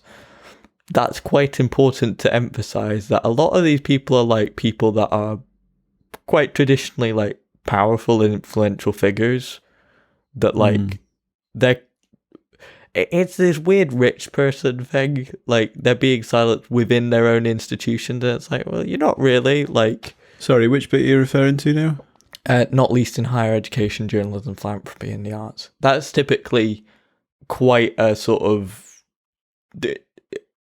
People in those fields are quite typically like middle class and wield a lot of power there. Yeah.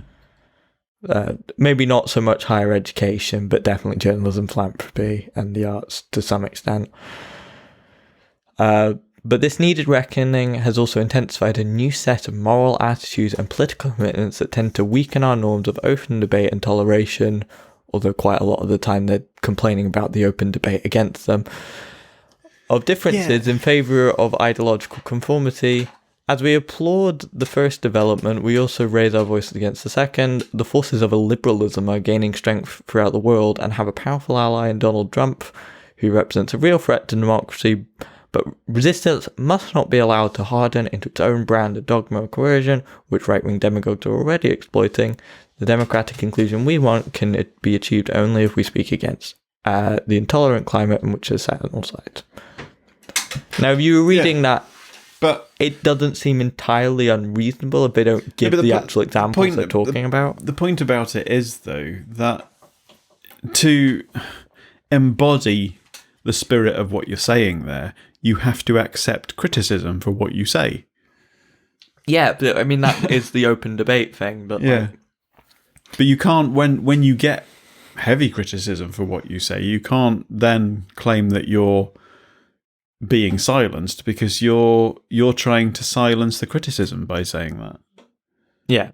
I mean, you get people talking about like people just calling them rude words on Twitter, but like, I mean, while that can be like come under harassment if it's quite excessive, like generally if you have any sort of platform online, you're going to receive that to some extent. I mean, like we've had trolls and we're a pretty small platform. I mean, I don't think specifically for our opinions. I just think they were dickheads. But sorry about that. It's a yawn. Okay. But yeah, I mean, it's sort of a lot of people. I've seen a lot of people sort of responding to this by going, none of these people have really been cancelled. But here's a bunch of people that have actually been cancelled for their views and don't go yelling on about free speech for it. Can I just got on with try and get an understanding of this idea of what the word cancel is being used to denote there? Is it? Can I weird amount of things? Can be anywhere from? I haven't finished speaking yet. Okay, fine. Go. Is it trying to, like, say if somebody's got a view that's leaning particularly one way, is it like saying something that's leaning as far the opposite way to cancel out what they've said? Is that what they mean? Like a balancing? It means that if a person has said or done something that's considered to be like really bad PR, I mean, it is essentially just bad PR, but like if someone's said or done something that like is considered to be really bad and like people need to be challenged on, like that person would be cancelled.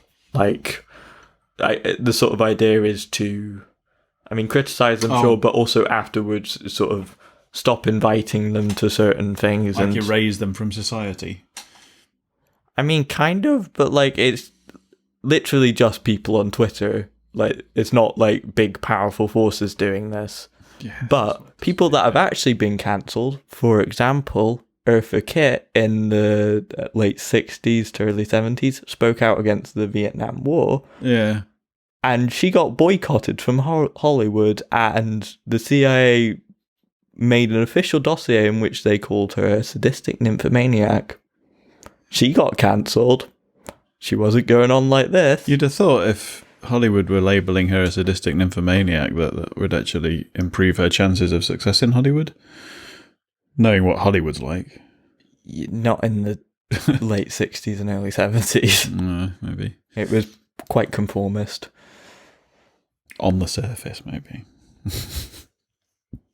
Well, there was actually a code that made people conform to certain standards with films. Yeah, but I mean, like, what I mean is it was all about appearances then. The society in general, it wasn't so much this is what must be upheld, it was this is what must be seen to be upheld. Well, yeah, well, that's essentially what media does. I mean, more recent examples, Owen Jones, who we've mentioned before in the podcast. I read an interesting... Was it you that reposted a Frankie Boyle thing about Owen Jones? Yeah. Yeah. Well, like, he's a journalist for The Guardian. Yeah. And he's espoused socialist views, but he's also gay, which he gets a fair amount of hate for. Along with hate for just being left-wing and that you generally get for being a left-wing in left-winger in UK journalism.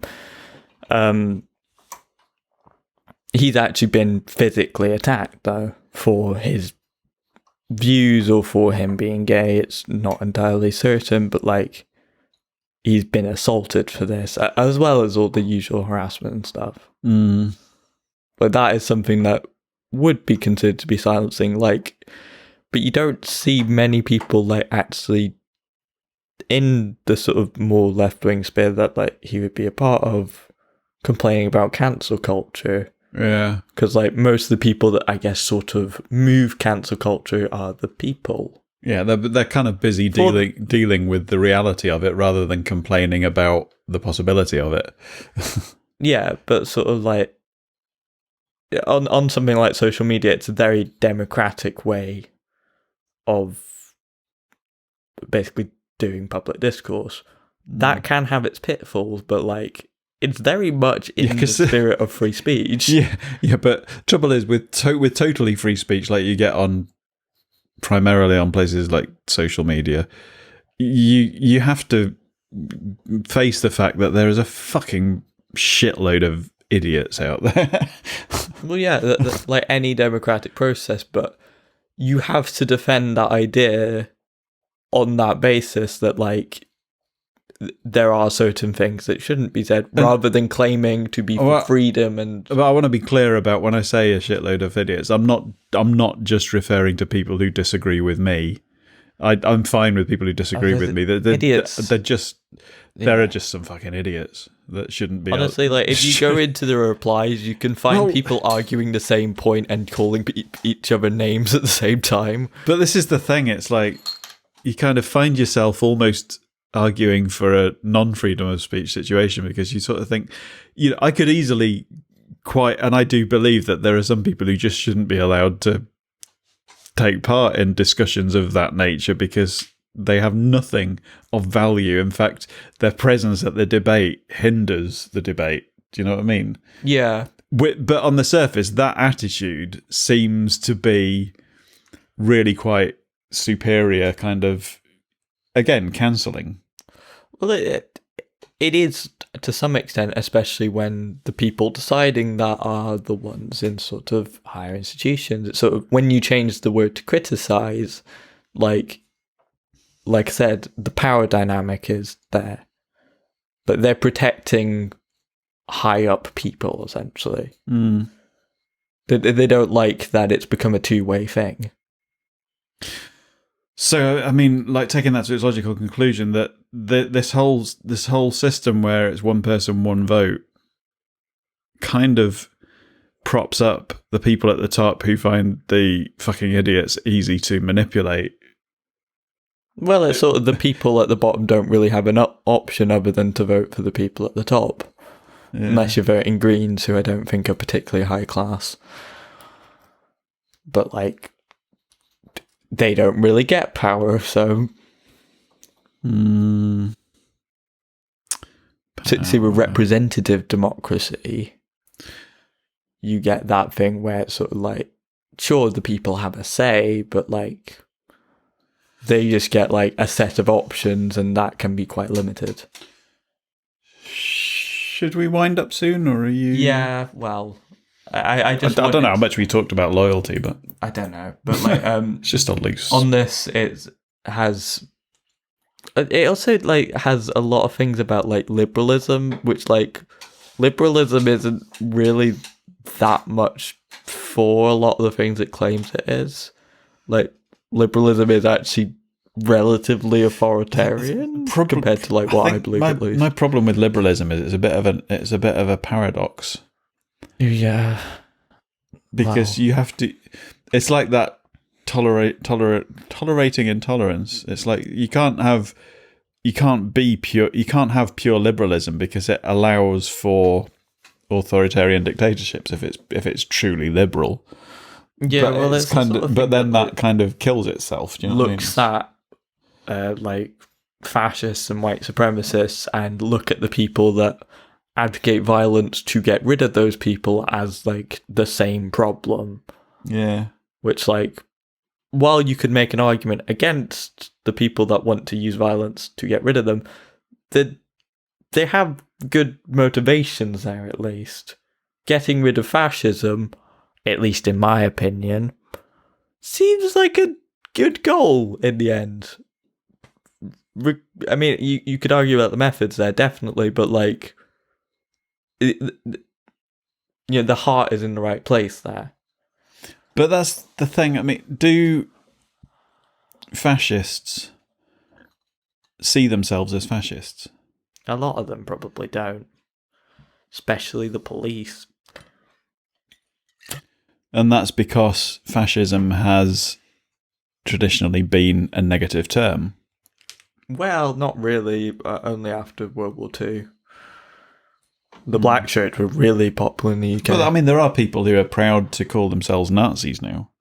Well, yeah, definitely. But they sort of need to surround themselves with other people that are proudly saying that. They start by saying coded things to get people to... Is this sort of radicalizing thing? So sort like of the secret handshakes, the kind of Freemasons secret handshake.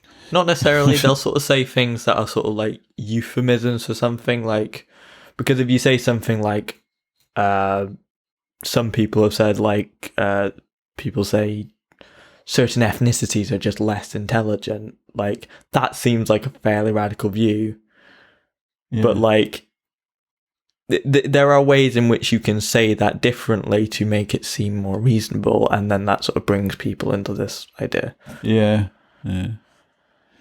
Which is why you get like white supremacists in suits looking all dapper and going, well, I'm just a reasonable person and I'm just saying what people are afraid to say. I'd just like to refer back to the subject before we finish, and say just loyalty, just be loyal to yourself and to the people you love.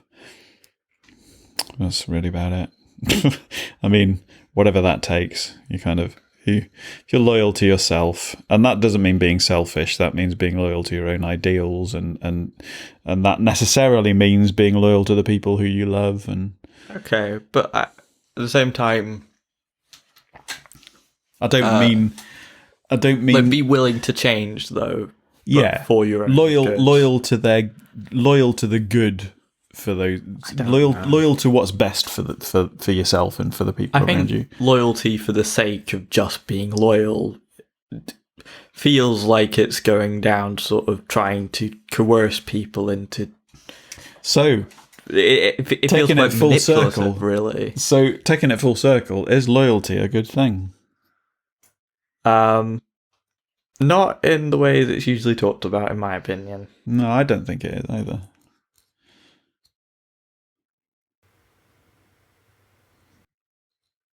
Just for its own sake. Yeah, so it's sort of like in its absolute meaning, in its purest form, loyalty. I don't loyalty think is a good to thing. your country, to your family, or to your political party is designed to get you to do something, whether or not that's good. Got somewhere through all of that bullshit. We actually got somewhere.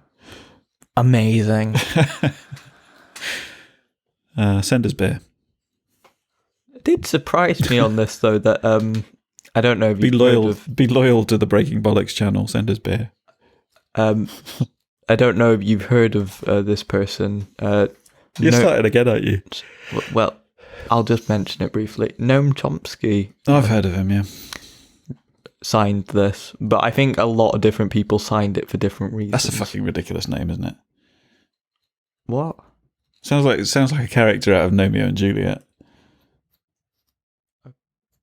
Okay. I've got a gnome in my garden. I call him Chomsky. Well, Paul Brill's a weird name too. No, it's not. It's awesome. It describes me. The last name's named after a fish.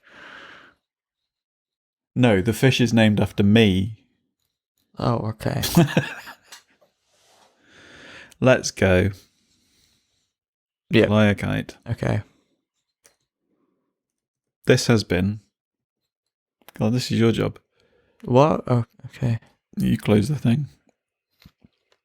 By the way, You're not going to let me. last week I said a cab, and I don't want to just leave that there for people that can't be asked Googling it, so it means all cops are bastards or all cops are bad if you don't want to swear. Okay. And do you believe that? Well, I think the good ones are... I mean, there are multiple cases of them actually like being reprimanded for doing good things. Yeah. So I think the good ones either quit or get fired. It's the institution that's the problem, not necessarily the individuals. There's a lot of cops that are bad at their jobs, and the job itself is bad. So the people who get the reprimands aren't being loyal to the institution. Well, yeah, that's sort of... They're being loyal to their ideals.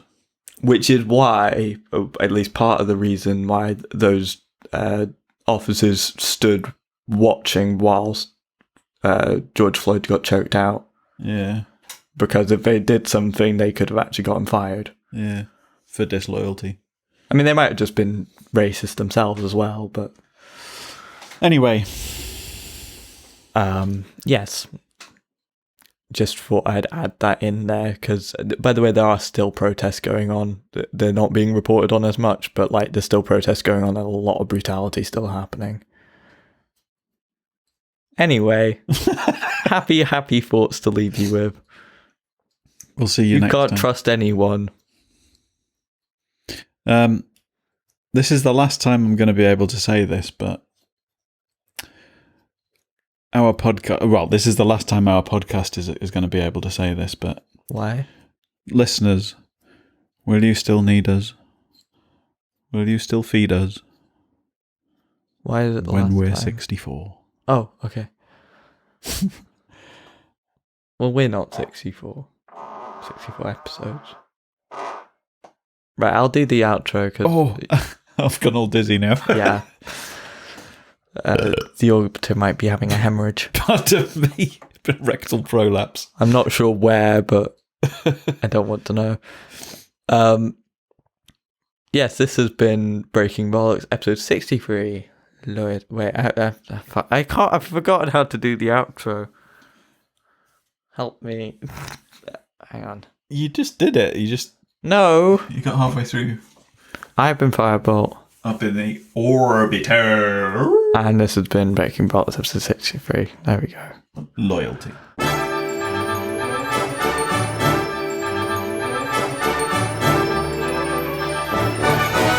Fucking hell. What's the matter, Firebolt? I don't know. My brain's just not working. It seems to be working as usual. Dare you? How dare you, sir? How very dare you? Right, shall we stop this malarkey? Malarkey? There's a word for you. I feel like malarkey should be some kind of strange... I'm making my microphone so some you kind can't of put this after. Strange animal. Yeah, I can mute you a bit though. Yeah. Say something witty.